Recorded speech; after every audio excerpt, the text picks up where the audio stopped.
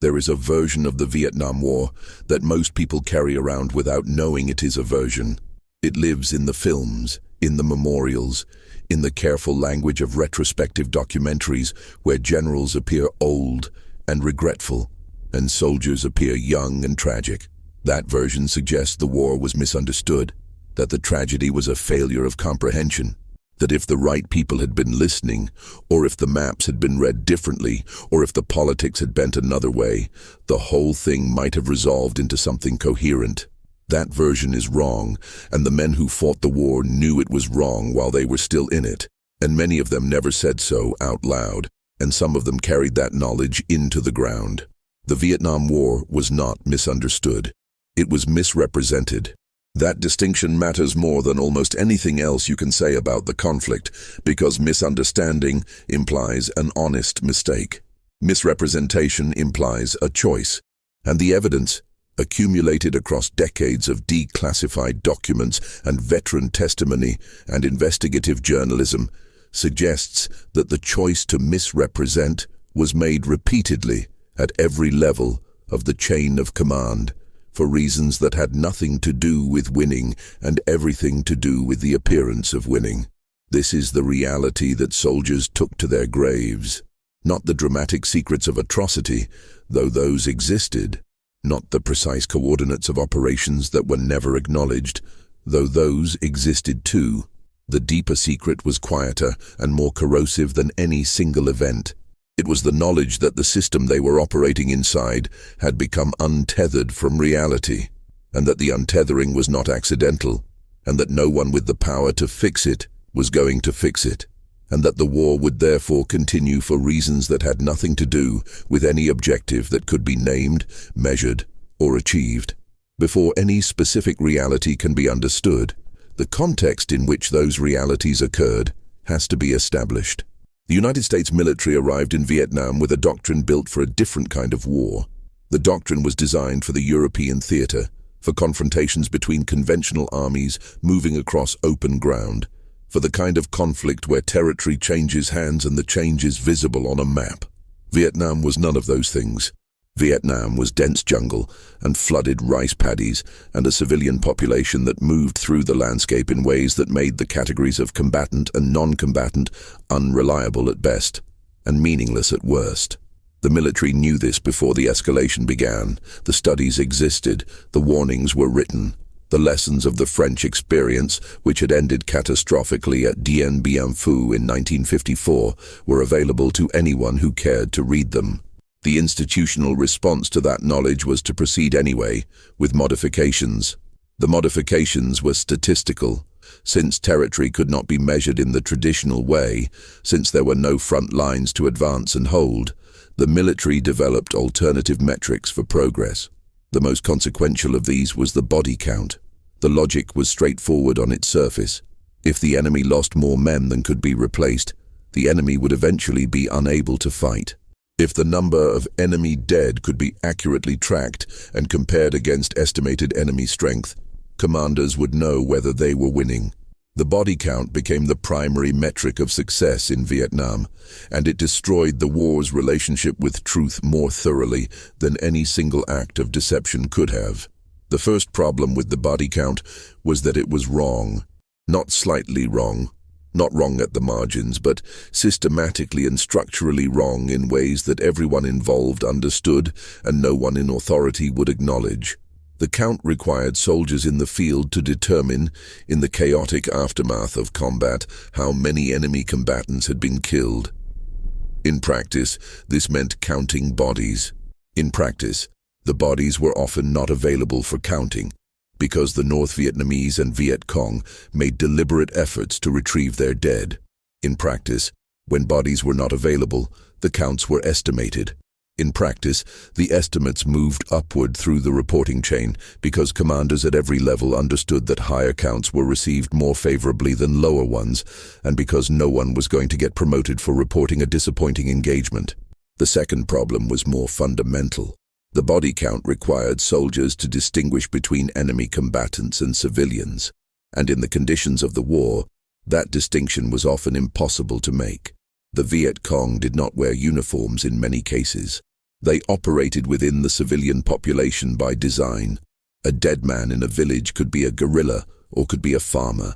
A dead woman could be a courier or could be a mother who was in the wrong place. The rules for counting evolved in practice to something simpler and more brutal than the official guidelines suggested. If they were dead, and they were Vietnamese, and they were in a free fire zone, they counted. Sometimes even the zone requirement was not strictly applied. There were units where the count included anyone who could plausibly be described as of military age, and military age was interpreted broadly, and the plausibility requirement faded over time. The soldiers who participated in these counts knew what they were doing. They knew the numbers going into the reports did not reflect the numbers they had actually encountered. They knew that some of the people counted as enemy dead were civilians, and they knew that the alternative to counting civilians as combatants was to report smaller numbers and face the consequences of reporting smaller numbers. The consequences were real. Officers who reported unfavorable counts received unfavorable evaluations. Unfavorable evaluations affected careers. The incentive structure of the military in Vietnam was aligned against honesty in a way that was institutional rather than individual, and this meant that the dishonesty was not the product of a few bad actors, but of a system that produced dishonesty as its normal output. This is the first reality that soldiers took to the grave. Not just that the numbers were false, but that everyone knew the numbers were false and the war was being managed based on false numbers anyway, and that this was not a secret in any meaningful sense because it was too widely known to be secret, but it was unspeakable, because speaking it would accomplish nothing except the destruction of the speaker. The military structure in Vietnam operated on one-year rotations. Individual soldiers served 12 months in country, with a brief extension for some, and then rotated out. Officers, particularly company-grade officers, often served 6 months in a combat role and 6 months in a staff role. This rotation system had a logic, or at least a rationale. It was supposed to distribute the burden of combat service, to give more officers the experience of combat command, to prevent the kind of burnout that sustained exposure to combat would eventually produce. What it actually did was systematically destroy institutional knowledge and prevent the development of the kind of deep familiarity with terrain, population, and enemy tactics that effective counterinsurgency requires. By the time an officer understood the ground he was operating on, understood the villages and the patterns, and the particular way that threat moved through the landscape in his area of operations, he was rotated out. His replacement arrived with none of that knowledge and spent the early weeks of his command relearning what his predecessor had already learned and left behind with him, only partially. The same was true at every level. Battalions that had developed effective relationships with local populations were broken up by rotation. Companies that had learned which trails were booby-trapped and which were not were replaced by companies that had to learn through experience, which meant through casualties. The knowledge never accumulated. The war started over approximately every 12 months, and the cost of starting over was paid in the bodies of the men who were serving their first weeks in a position that required knowledge they did not have. The rotation system served a function that had nothing to do with operational effectiveness. It served the career needs of the officer corps. A generation of officers needed combat command experience on their records if they were going to advance. The war provided that experience. The 12-month rotation ensured that a maximum number of officers got the ticket punched. The fact that this meant units were perpetually led by officers still learning their jobs was a cost that was borne by the enlisted men who served under them. And it was a cost that the institutional military was largely unwilling to acknowledge, because acknowledging it would require acknowledging that the rotation system was designed to serve the institution rather than the mission. Soldiers understood this. The ones who had been in country long enough to see officers rotate through understood that the officer who arrived confident and aggressive and ignorant would eventually be replaced by another officer who arrived confident and aggressive and ignorant, and that the knowledge of how to stay alive in a particular stretch of jungle would remain with the enlisted men who stayed while the officers came and went. There was a particular kind of contempt that developed in some units between experienced enlisted men and newly arrived officers. a contempt that was not expressed directly, but that shaped the texture of every interaction, and that sometimes had operational consequences when an officer's order was obeyed slowly or partially, or in a form that protected the men while technically complying with the letter of the command. The intelligence architecture of the war was as distorted as the body count. The military intelligence apparatus in Vietnam was extensive and well-funded and produced enormous volumes of information about enemy movements, enemy strength, enemy intentions, and enemy capabilities. Much of that information was accurate at the tactical level, within the limitations of what could be known in a complex guerrilla environment. The problem was not the raw information. The problem was what happened to it as it moved up the chain of command. Intelligence assessments that supported the official narrative of progress were received favorably and passed upward without significant modification. Intelligence assessments that contradicted the official narrative were questioned, revised, returned for additional analysis, or quietly set aside. This was not primarily the result of individual dishonesty, though individual dishonesty played a role. It was the result of an analytical culture in which the career consequences of producing unwelcome assessments were understood to be severe, and in which analysts learned over time to produce assessments that would be welcomed. The result was that the senior commanders and the civilian leadership in Washington received a picture of the war that had been filtered through multiple layers of institutional incentive, each of which pushed the picture in the direction of optimism.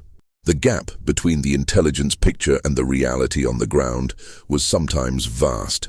Analysts at lower levels who produced accurate assessments watched those assessments transformed as they moved upward. Enemy order of battle estimates were among the most contentious areas. The question of how many Viet Cong and North Vietnamese forces were operating in South Vietnam was fundamental to any assessment of whether the war was being won. The official estimates were contested internally for years. There were analysts who believed the official numbers dramatically understated enemy strength, who produced detailed work supporting that belief, and who found their work dismissed or modified. The reasons given for dismissing the work were methodological. The actual reasons had to do with what the higher numbers would imply about the progress of the war, which was that there was no progress. In 1967, this dispute became acute enough that it produced a significant internal confrontation, one of the few moments when the gap between the official picture and the analytical reality became visible in something approaching a public form. The details of that confrontation and the institutional pressure that was applied to analysts who held the higher estimates would not be fully documented for years. The soldiers in the field did not know the specifics of the dispute, but they understood its substance, because they could see it. They could see villages that were supposedly pacified producing attacks. They could see enemy units that were supposedly destroyed reappearing. They could see that the map of the war, as it was described in briefings, bore only a partial relationship to the map of the war as it was lived on the ground. The pacification program was one of the most consequential and least honestly evaluated aspects of the American effort in Vietnam. The idea behind pacification was coherent, at least as a concept. The war could not be won by military action alone, because the Viet Cong drew their strength from the rural population, and as long as the rural population either supported the insurgency or was too intimidated to resist it, military victories in the field would not be decisive. Winning the population's loyalty, or at minimum its passive cooperation, was a strategic necessity. The programs designed to accomplish this were elaborate and expensive, and produced statistics suggesting significant success. The statistics were wrong, in ways that soldiers who worked the program understood intimately. The Hamlet evaluation system assigned numerical ratings to South Vietnamese villages, measuring their security, their governmental function, their economic activity, their loyalty to the Saigon government. The system produced regular reports showing that the proportion of the population living in secure hamlets was increasing. The reports were delivered to Washington with confidence. The confidence was misplaced. The ratings were produced by American advisors who worked with South Vietnamese officials who had strong incentives to report favorable conditions and strong disincentives to report unfavorable ones.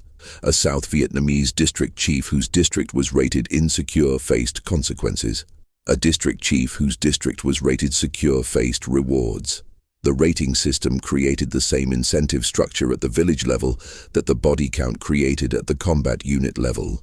It produced numbers that moved in the direction of optimism, regardless of what was happening on the ground.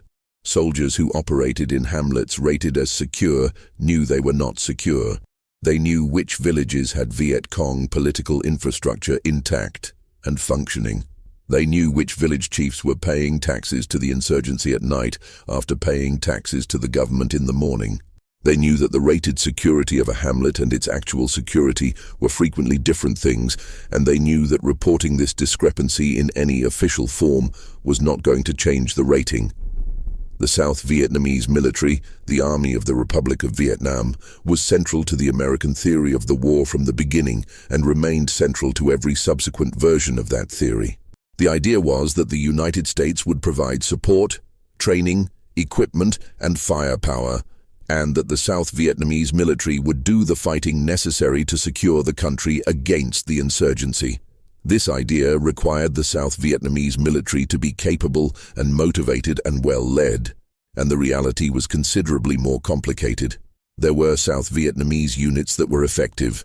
There were individual South Vietnamese officers who were skilled and courageous and deeply committed to fighting the war. These facts were real and documented. They were also not representative. The South Vietnamese military as a whole was plagued by problems that American advisors documented extensively in their own classified reports, and that the public narrative consistently minimized. Corruption in the officer corps was pervasive. Officers who purchased their commissions were not unusual.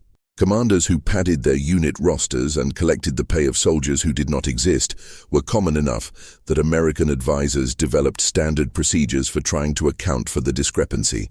Desertions ran at rates that made sustained combat effectiveness very difficult to maintain in many units. American advisors who worked closely with South Vietnamese units understood these problems in detail. Their reports described them accurately. Those reports moved upward through the advisory chain into a system that was under continuous pressure to demonstrate that Vietnamization, the policy of progressively transferring the combat burden to South Vietnamese forces, was working.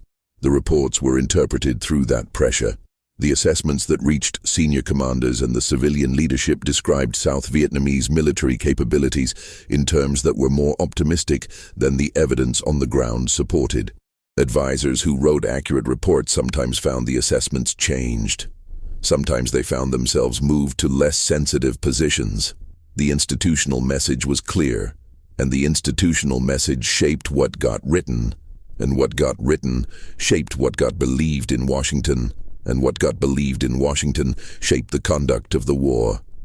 Soldiers who served as advisors to South Vietnamese units carried a particular burden.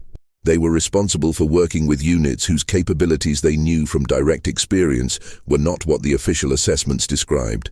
They were responsible for planning operations in partnership with commanders whose motivations they understood to be complicated by considerations that had nothing to do with military effectiveness. They were responsible for reporting accurately on what they saw, and they worked in a system that had made accurate reporting functionally dangerous.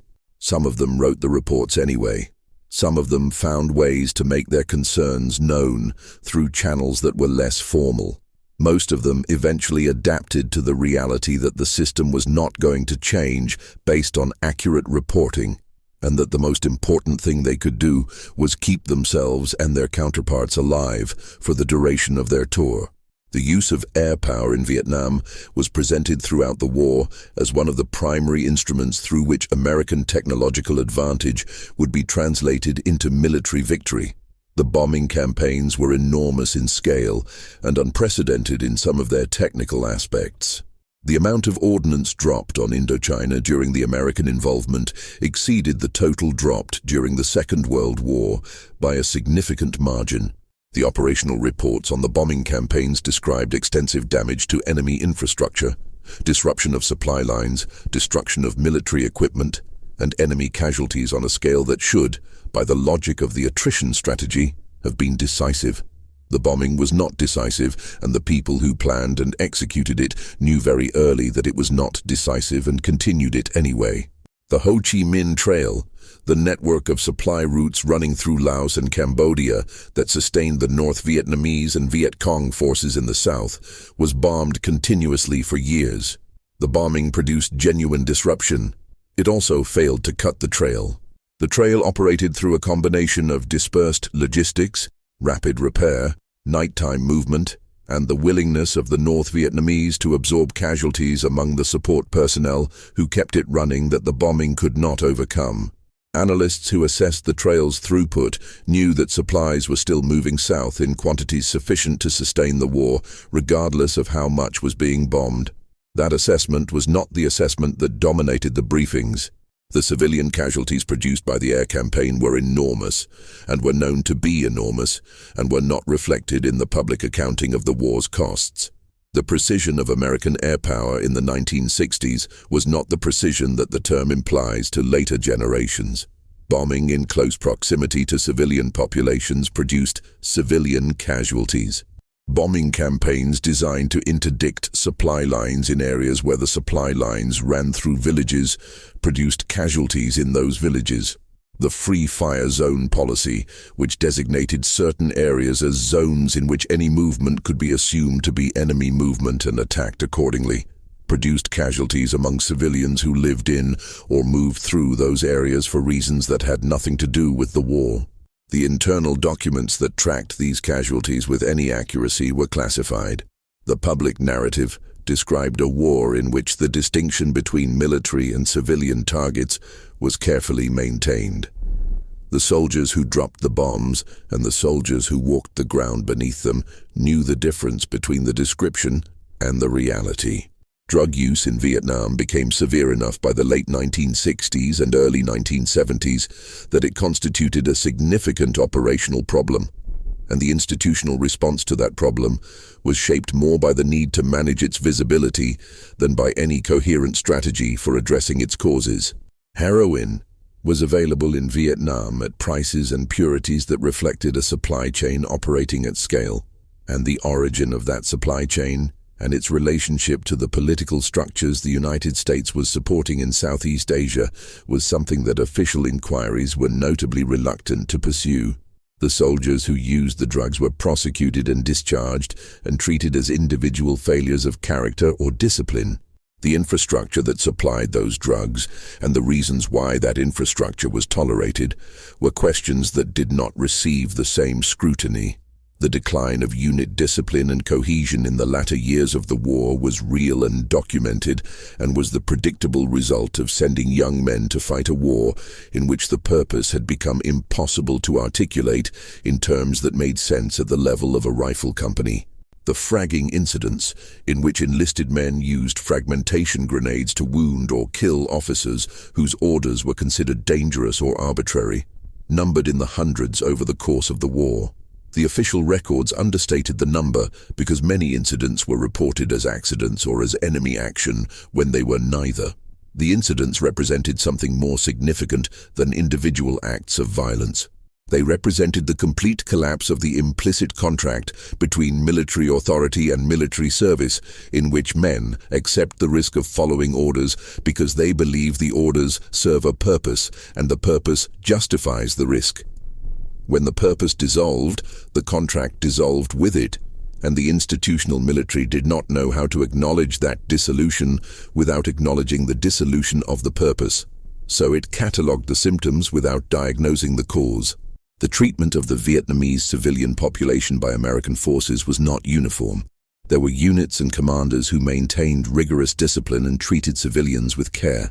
There were also incidents of violence against civilians that ranged from individual criminal acts to what can only be described as organized massacre, and the institutional response to many of these incidents was suppression rather than accountability. The most widely known of these incidents, the one at My Lai in March of 1968, reached public knowledge only because of the persistence of a small number of individuals who refused to let it disappear into the institutional machinery that had been designed to disappear it. What the My Lai investigation revealed was not just the facts of that particular event, but the existence of a reporting and investigation system that had failed to function, and the evidence suggesting that My Lai was not an isolated aberration, but a point on a distribution that extended far wider than the official investigation was willing to examine. Soldiers who witnessed or participated in violence against civilians carried that knowledge in ways that produced lasting damage. Some of them reported what they saw through official channels. The reports went places within the system, and the system processed them, and the outcomes were not what the reports recommended. Some soldiers reported informally, in letters home that were read by censors and sometimes modified. Some soldiers said nothing, calculating that the cost of speaking would exceed the benefit of speaking, and the calculation was reasonable given the evidence available to them. The silence compounded over years into something that looked like normality from the outside and felt like corrosion from the inside. The Phoenix program represented one of the war's more coherent attempts to address the Viet Cong's political infrastructure, the network of organizers and administrators and intelligence collectors who sustained the insurgency within the civilian population. The program identified members of the infrastructure, created a system for targeting them, and established metrics for measuring progress against the target list. It produced numbers, and the numbers were large, and they were presented as evidence of effectiveness. The numbers included captures and defections, and what the program's documentation called neutralizations, a term that covered a range of outcomes including deaths that occurred in circumstances that were sometimes consistent with due process and sometimes not.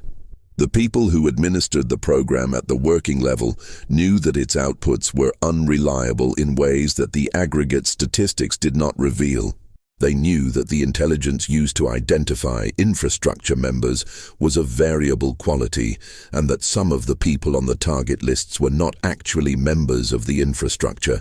They knew that the pressure to produce neutralizations created incentives for local Vietnamese partners to settle personal scores or eliminate economic competitors under the cover of the program's authority. They knew that the interrogation methods used on captured suspects produced confessions that were not always reliable, and that those confessions were used to generate additional targets, and that the chain could extend from accurate intelligence to completely fabricated intelligence over a surprisingly short sequence of steps. The program was, under some commanders and in some provinces, run with something approaching rigor. It was, under other commanders, and in other provinces, something different, and the aggregate statistics did not distinguish between the two. The relationship between American forces and the South Vietnamese population they were nominally there to protect was complicated in ways that the official framing of the war as a defense of freedom consistently obscured. The American military presence in Vietnam generated enormous economic disruption. The dollar economy that developed around American bases and American soldiers transformed the rural economy in ways that were destructive to traditional social structures. Prostitution expanded on a scale that was acknowledged in internal reports and minimized in public ones. The black market in American military goods was extensive enough to represent a significant economic factor in the country's overall commerce, and the goods that moved through the black market included weapons and ammunition that sometimes ended up in the hands of the enemy. The corruption associated with American military goods was not incidental, it was structural. The American military presence moved so much material through Vietnam that maintaining accountability for all of it was genuinely difficult, and the difficulty was exploited in ways that were predictable and predicted and largely unaddressed. Soldiers who worked in logistics knew what was happening to the material they were responsible for accounting for, and many of them participated in the leakage, and most of them understood that the leakage was too embedded in the economic reality of the country to be stopped by any realistic enforcement effort.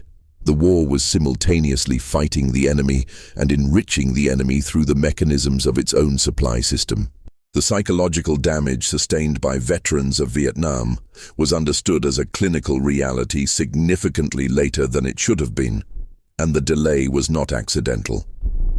The military and the Veterans Administration, had institutional reasons for not wanting to acknowledge that service in Vietnam produced lasting psychological damage at a scale that exceeded anything in the previous experience of American military medicine. Acknowledging the damage required, acknowledging what had caused it, and the causes included not just combat exposure, but the specific nature of a war in which the rules, the purpose, and the moral framework had been systematically eroded. A veteran who could not return to normal life because of what he had seen and done in Vietnam was, in his dysfunction, an argument about the war that the institutions responsible for the war were not prepared to have.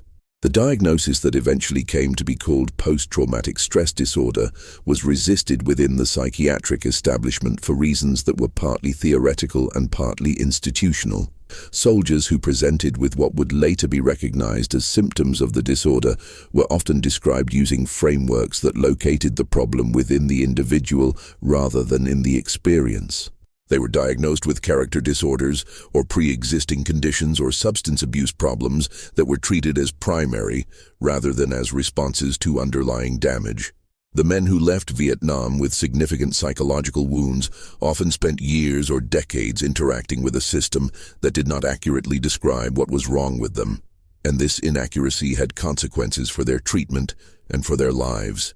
The official casualty figures for the war were accurate at the level of American military deaths, which were tracked with the institutional thoroughness that the military brought to accounting for its own personnel. They were considerably less accurate in other categories. South Vietnamese military casualties were estimated, and the estimates carried significant uncertainty. Civilian casualties on all sides were estimated with even less precision, and the methodologies used to produce the estimates were shaped by the same incentive structures that shaped every other metric in the war. North Vietnamese casualties were estimated from the body count, which, as already described, was a number that had a systematic relationship to reality and a complicated one. The estimates of how many Vietnamese died during the American involvement in the war have varied enormously depending on the methodology, the source, and the political purpose of the estimate. The range runs from the hundreds of thousands to several million, and the true number is almost certainly not known and may not be knowable given the disruption of record-keeping produced by the war itself. The American public discourse about the war's costs focused heavily on the American casualties, which were precisely counted, and much less on the Vietnamese casualties, which were not. Soldiers who were in Vietnam understood the asymmetry between how American and Vietnamese deaths were counted and weighted, and some of them found the asymmetry troubling in ways that persisted long after they came home. The final years of the American involvement were marked by a quality of institutional denial that became almost surreal in its separation from observable reality. The Paris Peace Accords of 1973 ended direct American military participation in the ground war. They did not end the war. They produced a ceasefire that was violated systematically from its first days, and the violations were documented, and the documentation was used to support continued American military aid to South Vietnam, and the aid continued as the South Vietnamese military slowly lost the ability to compensate for the withdrawal of American air power and logistics and advisory support. The soldiers who had served in Vietnam and returned home before the fall of Saigon in April 1975 watched from a distance as the country they had fought in was taken by the forces they had been fighting. The meaning that the official narrative had tried to attach to their service, the idea that they had been defending freedom, protecting an ally, buying time for a viable South Vietnamese state to develop, was not available to them in any form that felt honest after April 30, 1975. Some of them had believed in that meaning while they were in Vietnam, or had believed in some version of it. Some of them had never believed in it but had served anyway, which was its own kind of experience. Some of them had believed and lost the belief during their tour, which was perhaps the hardest version of all. The men who came back from Vietnam encountered a country that did not know how to receive them. The anti-war movement had made veterans a symbol for the war itself, and the symbol was unwelcome, and some veterans experienced hostility that was both real and amplified in subsequent mythology. The government and the military did not know how to honor service in a war that the official narrative could not frame as a victory without lying. The result was a kind of public silence around the veterans themselves, a looking away that the veterans experienced as a form of abandonment, which compounded the specific grievances they already carried. The specific grievances were real and documented. The Veterans Administration was underfunded for the scale of need it faced. Claims for benefits were processed slowly and denied frequently. The Agent Orange issue, involving the exposure of hundreds of thousands of American veterans to a herbicide that the government had reasons to believe was toxic to humans, was contested for years through a process that required veterans to prove causation to a standard that the available science could not always meet. While the government possessed internal documents that were more informative about the likely health effects than the public record suggested, Agent Orange was used throughout the war on a massive scale, and the decision to use it was made in the face of scientific uncertainty about its human health effects, and that uncertainty was resolved in the direction of continued use rather than precaution. The herbicide was sprayed over wide areas of South Vietnam, including areas where American troops operated. The soldiers who were exposed were not warned about possible health risks, because the official position was that the risks were not established. The official position was maintained in the face of internal evidence that the risks were more established than the position acknowledged. The veterans who developed cancers and other conditions associated with dioxin exposure decades later found themselves in the position of arguing against an institutional record that had been curated to minimize the acknowledgement of those risks. The declassification of documents over the following decades produced a picture of the decision-making behind the war that was, in aggregate, more damning than any individual revelation. The documents showed that the doubts about the war's prospects were present in the highest levels of the American government much earlier than the public account suggested. They showed that officials who expressed those doubts were sometimes overruled and sometimes silenced. They showed that the assessments being given to the public and the assessments being made in private were sometimes dramatically different. They showed that decisions that were presented as based on intelligence were sometimes based on political considerations that the intelligence was then used to justify. They showed that the systematic distortion of information that was visible in the body count and the Hamlet ratings and the order of battle disputes was not a product of incompetence in the field, but of a culture of deception that extended to the very top of the chain of command. The soldiers who had suspected this, whose operational experience had given them reason to believe that the official picture of the war was not the real picture, found their suspicions confirmed by the documents. This was not satisfying in any simple sense. Confirmation that you were right to distrust the system that was managing your life does not repair the damage done during the years of the distrust. The soldiers who were dead could not be informed that the documents supported what they had observed. The soldiers who had been damaged in ways that went unacknowledged could not be retroactively acknowledged. The pattern could be named, but naming it did not undo it.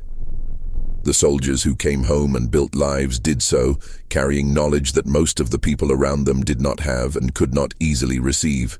The knowledge was not primarily about combat, though combat was part of it. The knowledge was about institutional betrayal, about the specific experience of serving a system that was using your service for purposes it would not acknowledge, about the gap between what you were told you were doing and what you could see you were doing, about the silence that was required to continue functioning inside that gap. This knowledge did not have a ready form in American culture.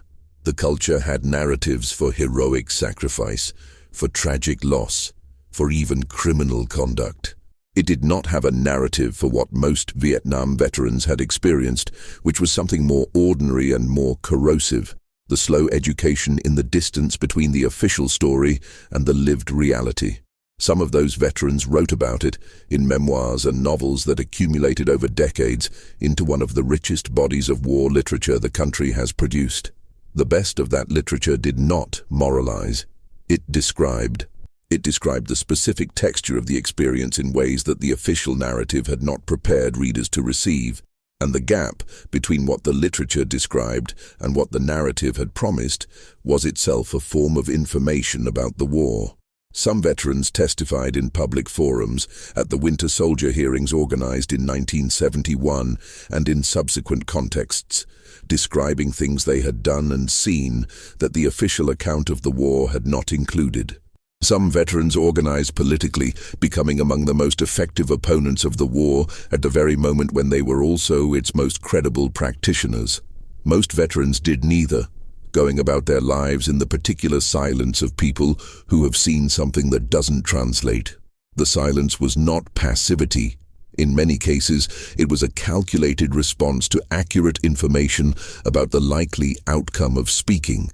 The soldier who came back from Vietnam in 1968 or 1970 or 1972 and tried to explain to a skeptical public or a defensive institution or a divided family what the war had actually been was not going to be believed in any way that mattered. The official story was still being defended by people with significant institutional investment in its defense. The political costs of admitting that the official story was false were still being calculated and found prohibitive. The individual veteran's testimony, however accurate, was going to be absorbed by a public discourse that would fit it into one of the available templates, either as anti-war polemic or as the self-serving complaint of a troubled individual, and neither template preserved what the testimony was actually about. What the testimony was actually about was something simpler and harder to hear than either template allowed. It was about the experience of being placed inside a system that had lost its connection to any purpose that could justify what it required, and of being required to function inside that system anyway, and of having no mechanism available for making the disconnection stop except individual refusal, which carried costs, or waiting out the tour, which carried other costs, or the more radical options that some soldiers chose, and that the institution catalogued as disciplinary problems without examining their causes. The war did not end for many of the people who fought it when American involvement ended. It continued in the form of the knowledge they carried, which was not the knowledge of what had happened in individual engagements or individual moments of violence, but the knowledge of how the war had been constructed and sustained and managed. The knowledge that was too systemic to be processed as personal memory and too personal to be processed as history. It accumulated in the body alongside the more recognized forms of damage, and it produced effects that looked from the outside like psychological problems and were, from the inside, a reasonable response to unreasonable information. The institutions responsible for the war were not held to account in any form that was proportionate to the scale of the misrepresentation. The officials who had managed the distorted metrics and the falsified reports and the suppressed intelligence moved through the phases of their careers. Some faced professional consequences, most did not.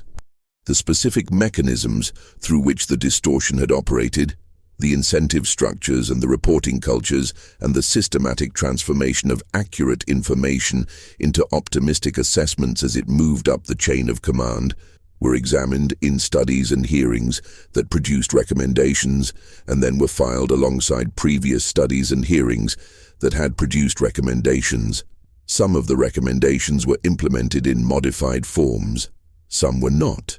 The military and civilian institutions that had managed the war learned some things and did not learn others, and the things they did not learn were often the things that most needed to be learned, because they were the things that most threatened the institutional self-understanding of the organizations that would have had to do the learning. The veterans died over the following decades at rates that the epidemiological studies associated with their service in Vietnam. Agent Orange-related cancers, conditions associated with combat-level stress over extended periods, suicide rates that exceeded the rates for comparable non-veteran populations. The men who had survived the war did not all survive its aftermath, and the connection between the service and the later deaths was established with varying degrees of official acknowledgement and varying degrees of compensation to surviving families. The country that sent them continued its normal business. The monuments went up. The language of sacrifice and service and honoring veterans became a fixture of public ceremony. The gap between the language and the institutional behavior it covered over The gap between honoring service and accurately accounting for what that service had been used for and what it had cost remained largely unexamined in any form that produced consequences. The veterans who received the honors knew what the honors were covering. Some of them accepted the honors anyway, for reasons that were their own. Some of them declined. Most of them said nothing, because the situation did not offer anything worth saying. The last American combat troops left Vietnam in 1973. Saigon fell in 1975.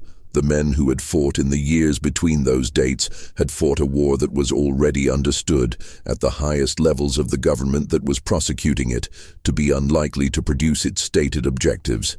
They had fought it anyway because they were ordered to, or because they believed in some version of the purpose despite the evidence against it, or because refusal was not a real option for most of them, or because the institutional logic of the military, once set in motion in a particular direction, does not easily change course regardless of what the evidence suggests. The war had been unwinnable in the sense that the strategy employed could not produce the outcome intended. It had been continued after that fact was understood by the people making the decisions.